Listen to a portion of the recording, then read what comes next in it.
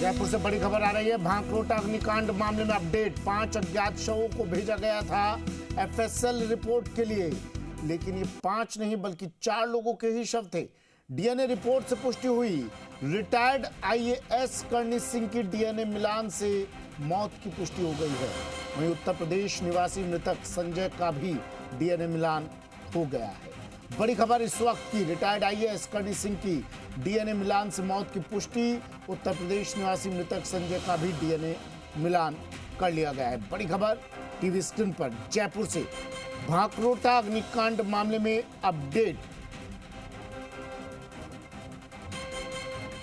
मृतकों के परिजनों से लिए गए डीएनए मिलान के बाद ही पुष्टि हुई। वहीं 2 शवों की शिनाख्त होना अभी भी बाकी है। राजस्थान एफएसएल डायरेक्टर अजय शर्मा ने ये जानकारी दी। सचिन शर्मा मेरे सहयोगी हमारे साथ फोन लाइन पर जुड़ गए हैं। सचिन, अपडेट दीजिए इस पूरे मामले पर। देखिए, जब ये हादसा हुआ तो कुछ देर बाद जो अस्पताल प्रशासन है उनके पास में ये सूचना पहुंची कि एक पूर्व आईएएस जो है उनकी बॉडी अभी तक मिली नहीं है, यानी कि डिटेक्ट नहीं की गई है।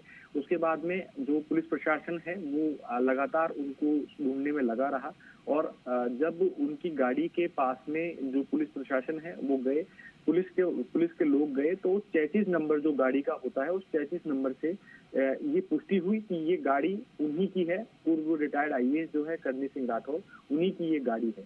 उसके बाद में पूरा जो परिवार है उनको सूचना दी गई।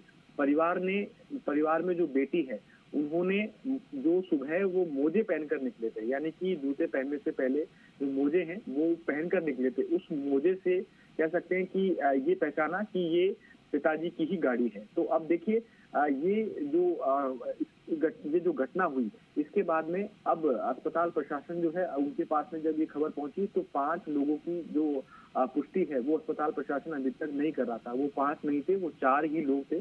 4 लोगों का जो डीएनए है वो लिया गया और एफएसएल के लिए भेजे गए।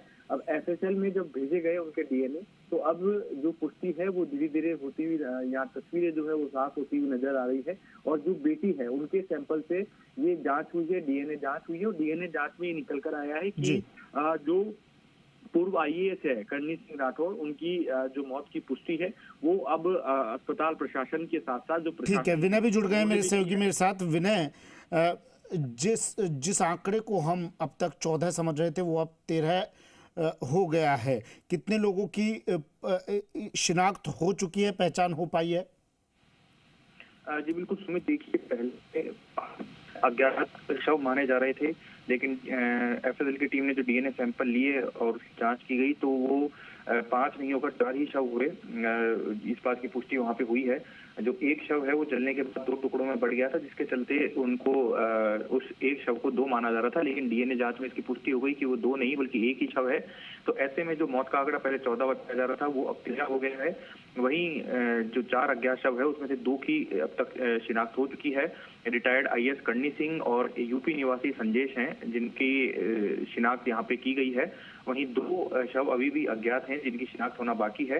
उनकी शिनाख्त करने के लिए भी कुछ लोगों के सैंपल डीएनए जांच के लिए लिए गए थे, लेकिन उनका मिलान नहीं हुआ है। तो ऐसे में अब अगर कोई अन्य व्यक्ति आकर उनको लेकर क्लेम करेगा तो उनके डीएनए सैंपल लेकर उसका मिलान किया जाएगा और तब जाकर उनकी शिनाख्त होगी।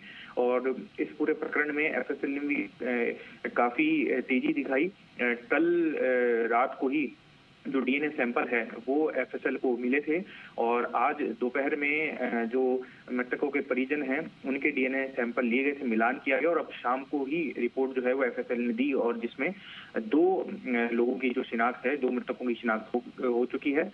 और एफएसएल के जो डायरेक्टर हैं अजय शर्मा, उनके सुपरविजन में ये पूरा जो प्रोसेस है वो किया गया है और जो 2 अज्ञात शव अभी भी हैं उनकी शिनाख्त के प्रयास भी लगातार जारी हैं। जी सुमित। लेकिन विनय, इससे इस हादसे की भयावहता समझ में आ सकती है। सचिन, इस हादसे की भयावहता इस बात से अंदाजा लगाया जा सकता है कि शवों की शिनाख्त करने के लिए डीएनए का सहारा लिया गया। दूसरा, अब तक 14 शव समझे जा रहे थे, लेकिन यह आंकड़ा गिर गया है। क्यों? क्योंकि एक शव 2 टुकड़ों में बटा हुआ था। हादसे की भीषणता, भयावहता समझी जा सकती है। सचिन, ये जो अभी तक आंकड़ा सामने आया था उस आंकड़े की अगर बात करें तो कुल 14 जो मौत है वो यहाँ पर बताई जा रही थी। और अगर अब बात करें तो आंकड़ा जो है वो यहाँ पर बदला है।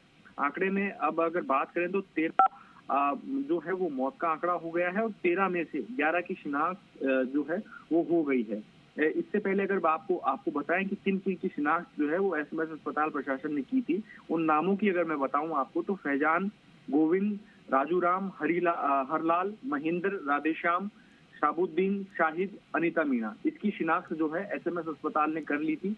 अब जब ये एफएसएल रिपोर्ट सामने आई है तो 4 मरीजों की कह सकते हैं कि और शिनाख्त जो है वो अब यहाँ एफएसएल रिपोर्ट के द्वारा कर ली गई है। तो अब कह सकते हैं कि जो मौत का आंकड़ा है वो अब 13 हो गया है और 11 की इसमें से शिनाख्त हो गई होगी।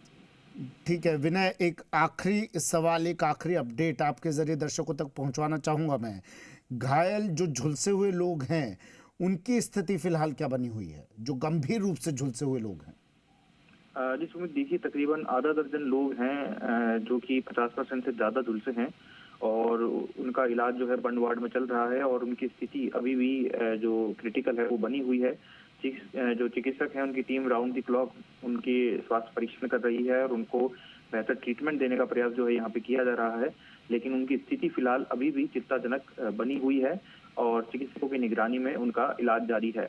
वहीं जिस तरह से पूरा दर्दनाक हादसा घटित हुआ उसको लेकर अब एसआईटी का भी गठन कर दिया गया है जो इस पूरे हादसे के हर पहलुओं की बारीकी से जांच करेगी और जांच रिपोर्ट में किसी तरह की कोई कमी ना रह जाए, इसको लेकर डीसीपी वेस्ट उसका सुपरविजन कर रहे हैं ताकि जो मृतक हैं उनके जो परिवार के सदस्य हैं उनको उचित मुआवजा राशि यहाँ पे दिलाई जा सके। जी सुमित। ठीक है, शुक्रिया विनय तमाम जानकारी के लिए। सचिन, आपका भी शुक्रिया तमाम जानकारी के लिए।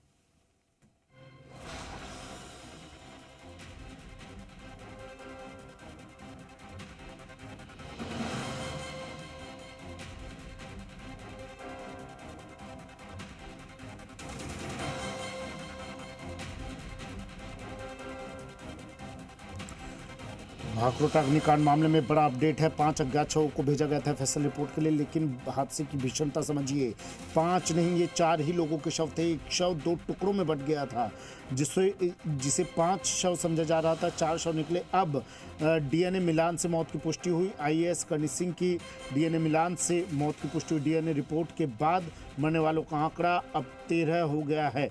बड़ी खबर टीवी स्क्रीन।